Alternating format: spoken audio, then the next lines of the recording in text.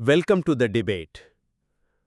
గత 10 ఏళ్లుగా అంటే తమ డబ్బును ఫిక్స్డ్ డిపాజిట్లలో లేదా సేవింగ్స్ ఖాతాల్లో అత్యంత భద్రంగా దాచుకున్నామని చాలామంది అనుకుంటారు కదా. అవును. చాలామందికి అదే పెద్ద భద్రత అని ఫీలింగ్. కరెక్టే. కానీ వాస్తవానికి వాళ్ళు తమ కొనుగోలు శక్తిలో సగానికి పైగా కోల్పోయారని చెప్పొచ్చు. భద్రత అనే ముసుగులో మనం నెమ్మదిగా పేదరికంలోకి జారుకుంటున్నాం. ఇన్ఫ్లేషన్ అంటే కేవలం ఒక ఆర్థిక పదం కాదు కదా. అది చట్టబద్ధంగాని ఒక నిశ్శబ్ద పన్ను లాంటిది. ఎగ్జాక్ట్లీ. ఈ ద్రవ్యోల్బణాన్ని జయించడానికి మన ముందున్న ఒకే ఒక బలమైన ఆయుధం స్టాక్ మార్కెట్. ఈ రోజు మనం ఈ అత్యంత కీలకమైన అంశంపై లోతైన విశ్లేషణ చేయబోతున్నాం. దీర్ఘకాలిక సంపద సృష్టికి ఈక్విటీ మార్కెట్లలో పెట్టుబడి పెట్టడం ఎందుకు అనివార్యమో నేను వాదిస్తాను. అంటే ద్రవ్యోల్బణం అనే భయాన్ని చూపిస్తూ సామాన్యులను స్టాక్ మార్కెట్ అనే అత్యంత సంక్లిష్టమైన వ్యవస్థలోకి నెట్టడం అనేది బేసిగ్గా ఒక ట్రాప్ అని నమ్ముతున్నాను. ట్రాప్ అంటారా? ఖచ్చితంగా.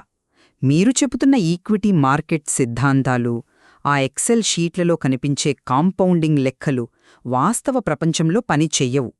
సరైన అవగాహన లేకుండా ఈక్విటీలోకి రావడం వల్ల వచ్చే మానసిక ఒత్తిడి, ఆ దాగి ఉన్న ఖర్చులు, మూలధనాన్ని కోల్పోయే ప్రమాదాలను వివరిస్తూ స్టాక్ మార్కెట్ ఎంత ప్రమాదకరమో నేను విశ్లేషిస్తాను. చాలా స్పష్టంగా చెప్పారు. అయితే నా మొదటి వాదనను సూటిగా ప్రవేశపెడతాను. చూడండి, స్టాక్ మార్కెట్ను చాలామంది ఒక జూదంగా చూస్తారు. కానీ వాస్తవానికి అది ఉత్పాదక ఆస్తుల్లో మనం పొందే భాగస్వామ్యం. అంటే కంపెనీల్లో వాటా అంటారు, రైట్? అవును. ఒక దేశ ఆర్థిక వ్యవస్థ విస్తరిస్తున్నప్పుడు, కొత్త టెక్నాలజీలు వస్తున్నప్పుడు కార్పొరేట్ కంపెనీలు ఆ వృద్ధిని లాభాలుగా మలుచుకుంటాయి. కేవలం నగదును అట్టిపెట్టుకుంటే ఆ వృద్ధిలో మనకు ఎలాంటి వాటా దక్కదు కదా. కానీ ఆ వృద్ధి గ్యారెంటీ కాదు కదా. గ్యారెంటీ లేకపోయినా చారిత్రాత్మకంగా చూస్తే ద్రవ్యోల్బణం రేటు 7% ఉంటే సగటున 12-15% రాబడిని అందిస్తూ మన కొనుగోలు శక్తిని కాపాడిన ఏకైక సాధనం ఈక్విటీ మాత్రమే. పైగా బలమైన కంపెనీలు తమ లాభాలను డివిడెంట్ల రూపంలో కూడా ఇస్తాయి. వృద్ధి చెందుతున్న ఆర్థిక వ్యవస్థలో భాగం కావడం కంటే సురక్షితమైన మార్గం మరొకటి లేదు. మీరు ఆర్థిక వ్యవస్థ వృద్ధి, లాభాలు అంటూ మ్యాక్రో పిక్చర్ను చాలా అందంగా చూపించారు. కాని ఒక సామాన్య పెట్టుబడిదారుడి కోణంలో ఈ చిత్రం పూర్తిగా భిన్నంగా ఉంటుంది. ఎలా అంటారు? మీరు చెప్పిన ఆ 12% సగటు రాబడి అనేది దశాబ్దాల కాలాన్ని ఒకే లైన్ మీద చూసినప్పుడు మాత్రమే కనిపిస్తుంది. కానీ వాస్తవ మార్కెట్ ఒక సరళరేఖలో ప్రయాణించదు కదా. అది తీవ్రమైన అస్థిరతతో, అంటే వొలటాలిటీతో కూడుకున్నది. వొలటాలిటీ ఉంటుంది, నేను కాదన్నాను. ఒక్కసారి మార్కెట్ క్రాష్ అయితే 30-40% సంపద వారం రోజుల్లో ఆవిరైపోతుంది. ఇక్కడొక సింపుల్ మ్యాథ్స్ మనం మర్చిపోకూడదు. మీ దగ్గరున్న 100 రూపాయల్లో 50% నష్టం వస్తే అది 50 రూపాయలవుతుంది. రైట్. కానీ ఆ 50 రూపాయలు మళ్లీ 100 రూపాయలు కావాలంటే మీకు 100% లాభం రావాలి. ఈక్విటీలు లాభాల్నిస్తాయన్నది ఎంత నిజమో, ఒకేసారి జీవితకాల పొదుపును తుడిచిపెట్టగలవు అన్నది కూడా అంతే కఠినమైన సత్యం. మీరు లేవనెత్తిన గణిత సూత్రం 100% కరెక్టే. మార్కెట్ పడిపోయినప్పుడు కోలుకోవడానికి డబుల్ ఎఫర్ట్ అవసరమన్నది వాస్తవమే. కానీ ఇక్కడే మనం మార్కెట్ అస్థిరతను ఎలా అర్థం చేసుకుంటున్నామనేది ముఖ్యం. అంటే వోలటాలిటీ మంచిది అంటారా? బేసిక్గా అస్థిరత అనేది మార్కెట్ డిజైన్లో ఒక లోపం కాదు, అది ఒక ఫీచర్. దీన్ని ఒక ఇంజిన్తో పోల్చి చూద్దాం. ఒక వాహనం ముందుకు వెళ్లాలంటే లోపల నిరంతరం చిన్నపాటి పేలుళ్లు జరగాలి, ఘర్షణ ఉండాలి కదా. అవును. ఆ ఘర్షణే ఈ వాలటాలిటీ. ఆ శబ్దం చూసి భయపడితే మనం ఎక్కడికీ ప్రయాణించలేం. మార్కెట్ 30% పడిపోయినప్పుడు కడుపులో దేవేసినట్లు అనిపిస్తుంది, నేను ఒప్పుకుంటాను. కాని ఒక ఇన్వెస్టర్ 10 ఏళ్ళు లేదా 20 ఏళ్ల సమయాన్నిస్తే ఈ తాత్కాలిక పతనాలు ఆ లాంగ్ టర్మ్ కాంపౌండింగ్ ముందు చాలా చిన్నవిగా మారిపోతాయి. ఇంజిన్ ఎగ్జాంపుల్ వినడానికి బాగుంది. కానీ ఆ ఇంజిన్ ఎప్పుడు ఆగిపోతుందో, ఎప్పుడు పేలిపోతుందో డ్రైవర్కు తెలియనప్పుడు ఆ ప్రయాణం నరకమే కదా. మీరు టైం హొరైజన్ గురించి మాట్లాడుతున్నారు. 10 ఏళ్ళు ఆగిపోతే అంతా సర్దుకుంటుంది అంటున్నారు. అవును, చారిత్రకంగా అదే జరిగింది. కానీ దీన్నే ఆర్థిక పరిభాషలో సీక్వెన్స్ ఆఫ్ రిటర్న్స్ రిస్క్ అంటారు. అంటే ఒక వ్యక్తి తన జీవితకాలం సంపాదించి మార్కెట్లో పెట్టిన తర్వాత అతనికి డబ్బు అత్యవసరమైన సమయంలోనే మార్కెట్ క్రాష్ అయితే అది దురదృష్టకరం. ఉదాహరణకు 2008 ఆర్థిక మాంద్యం లేదా ఇటీవలి గ్లోబల్ పాండమిక్ వచ్చినప్పుడు దశాబ్దాల లాభాలు ఒక్క నెలలో తుడిచిపెట్టుకుపోయాయి.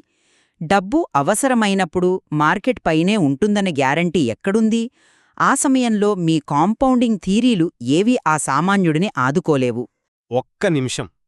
ఇక్కడే మనం చేసే అతిపెద్ద తప్పుంది. రేపు అవసరమైన డబ్బును ఎవరైనా మార్కెట్లో ఎందుకు పెడతారు? అత్యవసర నిధి కోసం మనం ఈక్విటీలను వాడము కదా. మనమిక్కడ మాట్లాడుతున్నది లాంగ్ టర్మ్ సంపద సృష్టి గురించి. కానీ రీటైల్ ఇన్వెస్టర్లకు ఆ క్లారిటీ ఉండదు కదా. అది వాళ్ల తప్పు, కాని మార్కెట్ తప్పు కాదు. అస్థిరత అనేది పెట్టుబడిదారుడు తాను ఆశించే అదనపు రాబడి కోసం చెల్లించే మూల్యం. రిస్కు లేదు అంటే రివార్డు కూడా లేదు. సరే, ఇప్పుడు లిక్విడిటీ గురించి మాట్లాడుకుందాం. రియల్ ఎస్టేట్ లాంటి ప్రత్యామ్నాయాలను తీసుకుంటే ఒక ఆస్తిని అమ్మి డబ్బు చేసుకోవాలంటే నెలలు, ఒక్కోసారి ఏళ్లు పడుతుంది. అది నిజమే. కానీ స్టాక్ మార్కెట్లో మీ మూలధనానికి అత్యుత్తమమైన లిక్విడిటీ లభిస్తుంది. ఒక్క క్లిక్తో మీ షేర్లను అమ్మి ఆ డబ్బును సెకండ్లలో మీ బ్యాంక్ ఖాతాలోకి మార్చుకోవచ్చు. ఇంత పారదర్శకంగా, ఇంత వేగంగా జరిగే వేదిక మరొకటి లేదు. నేను సరిగ్గా ఈ పాయింట్ కోసమే వెయిట్ చేస్తున్నాను. మీరు దేన్నైతే అత్యుత్తమ స్వేచ్ఛ అంటున్నారో అదే రీటైల్ ఇన్వెస్టర్ల పాలిట అతిపెద్ద శాపం. శాపం ఎలా అవుతుంది? లిక్విడిటీ మంచిదే కదా. ఎందుకంటే లిక్విడిటీ చర్యను ప్రేరేపిస్తుంది, యాక్షన్ బయాస్ను పెంచుతుంది. ఒక ఆస్తిని అమ్మడం లేదా కొనడం ఎంత సులభమైనప్పుడు మనుషులు తమ ఎమోషన్స్ను కంట్రోల్ చేసుకోలేరు. మార్కెట్ పడిపోగానే భయంతో అమ్మేస్తారు, పెరగగానే అత్యాశతో కొనేస్తారు. అంటే ట్రేడింగ్ చేస్తారంటున్నారు.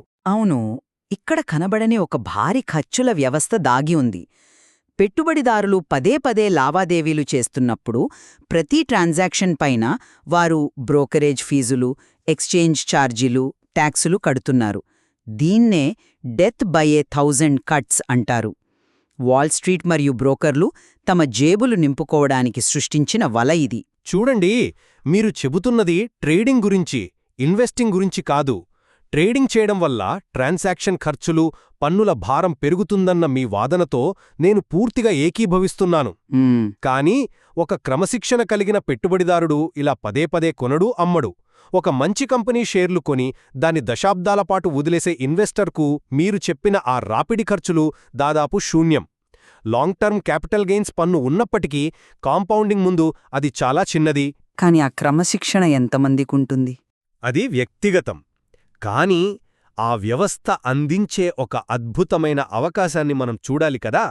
అదే మైనారిటీ ఓనర్షిప్. ఒక్క క్షణం ఆలోచించండి. ఒక సామాన్య ఉద్యోగి తన జీవిత కాలంలో ఒక బహుళజాతి ఐటీ కంపెనీనో పెద్ద బ్యాంకునో స్థాపించగలడా? లేదు, అసాధ్యం. కాని ఈక్విటీ మార్కెట్ ఆ అసాధ్యాన్ని సుసాధ్యం చేస్తోంది. మీ దగ్గర 10,000 రూపాయలున్నా ఆ దిగ్గజ కంపెనీల్లో మీరొక మైనారిటీ వాటాదారుడిగా మారవచ్చు. ఆ కంపెనీ డైరెక్టర్ల బోర్డు తీసుకునే నిర్ణయాలపై మీకు ఓటింగ్ హక్కు ఉంటుంది. ఇది క్యాపిటలిజం సాధించిన ఒక అద్భుతమైన ప్రజాస్వామీకరణ కాదా? ప్రజాస్వామీకరణ అని మీరు చాలా పెద్ద పదం వాడారు. కానీ ఇక్కడ మైనారిటీ వాటాదారుడికి దక్కేది వాస్తవమైన కంట్రోల్ కాదు, కేవలం ఒక కంట్రోల్ భ్రమ మాత్రమే. భ్రమ ఎందుకవుతుంది? లీగల్గా వాటాదారుడే కదా. పేపర్ మీద అవును, కాని అకౌంటింగ్ వెనుక ఉన్న కఠిన సత్యాలు వేరు. 1000 కోట్ల మార్కెట్ క్యాప్ ఉన్న ఒక కంపెనీలో ఒక సామాన్యుడికి ఉండే ఓటింగ్ హక్కు ఎంత? 0.001%. ప్రమోటర్లు లేదా సంస్థాగత పెట్టుబడిదారులు బోర్డును శాసిస్తారు. శూన్యం. ఇక అత్యంత ముఖ్యమైన విషయం, కంపెనీ దివాలా తీస్తే క్యాపిటల్ స్ట్రక్చర్లో ఈక్విటీ ఇన్వెస్టర్ పరిస్థితి ఏమిటి? అది లీగల్ ఫ్రేమ్వర్క్ ద్వారా ముందుగానే నిర్ణయించబడిన ప్రక్రియ కదా. లిక్విడేషన్ సమయంలో ఎవరికి ముందు చెల్లించాలి అనేది ఒక పద్ధతి ప్రకారం జరుగుతుంది. సరిగ్గా అదే పద్ధతి గురించి మనం మాట్లాడుకోవాలి. ఒక కంపెనీ దివాలా తీసి లిక్విడేషన్కు వెళితే ఆస్తులు అమ్మగా వచ్చిన డబ్బుపై ముందు హక్కు ఎవరికుంటుంది? బ్యాంకులు, అంటే సెక్యూర్డ్ రుణదాతలకు. ఆ తర్వాత బాండ్ హోల్డర్లు, ఆ తర్వాత ప్రభుత్వ పన్నులు. అవును, ప్రయారిటీ ఆర్డర్ అది.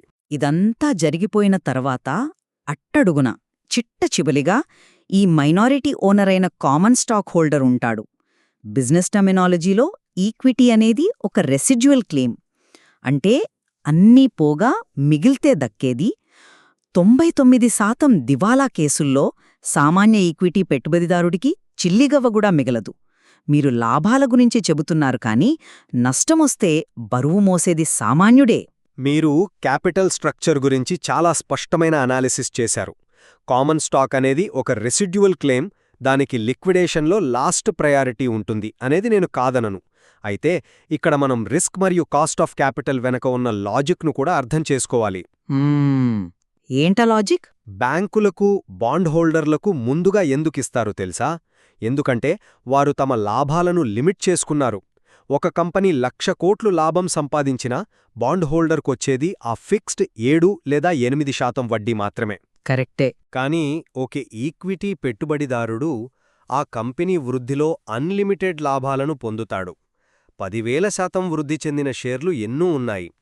ఏ వ్యవస్థలో అయినా అపరిమితమైన లాభం ఎవరికి ఉంటుందో వారే అత్యధిక రిస్కును కూడా భరించాలి. పైగా ఒక కంపెనీ దివాలా తీస్తుందనే భయమున్నప్పుడు మనం డైవర్సిఫికేషన్ అనే అద్భుతమైన సాధనాన్ని వాడొచ్చు కదా.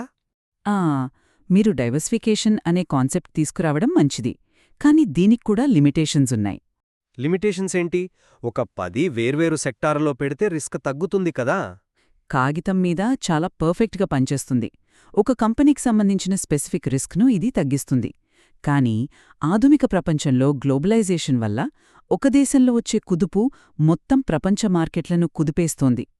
మ్యాక్రో ఎకానమీ కుప్పకూలినప్పుడు, ఉదాహరణకు గ్లోబల్ పాండమిక్ వచ్చినప్పుడేమవుతుంది?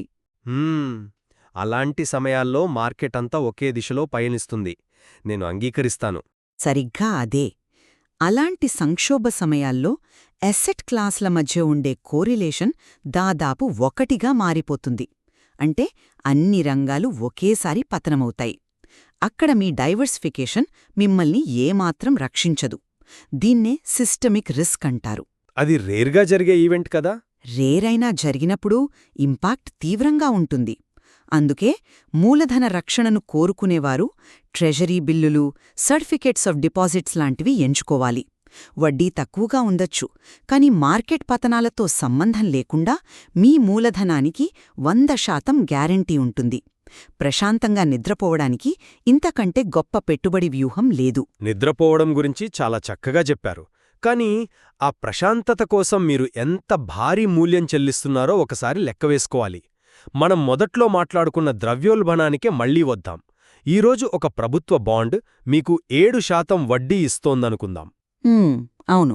ద్రవ్యోల్బణం 6%, దానికి తోడు మీరు ఆ వడ్డీపై చెల్లించాల్సిన ట్యాక్స్ 30% అనుకుంటే మీ వాస్తవ రాబడి అంటే రియల్ రేట్ ఆఫ్ రిటర్న్ నెగటివ్లోకి వెళ్ళిపోతుంది.